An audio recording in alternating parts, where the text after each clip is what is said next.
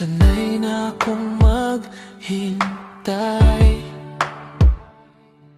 kahit di mo alam kung bakit. Sa bawat luha na tinago, ngiti ang isinagot sa sakit. Pinili kong intindihin ka, kahit ako'y naubos na sa pagmamahal na walang kapalit. Ako pa rin ang nananatili, martir sa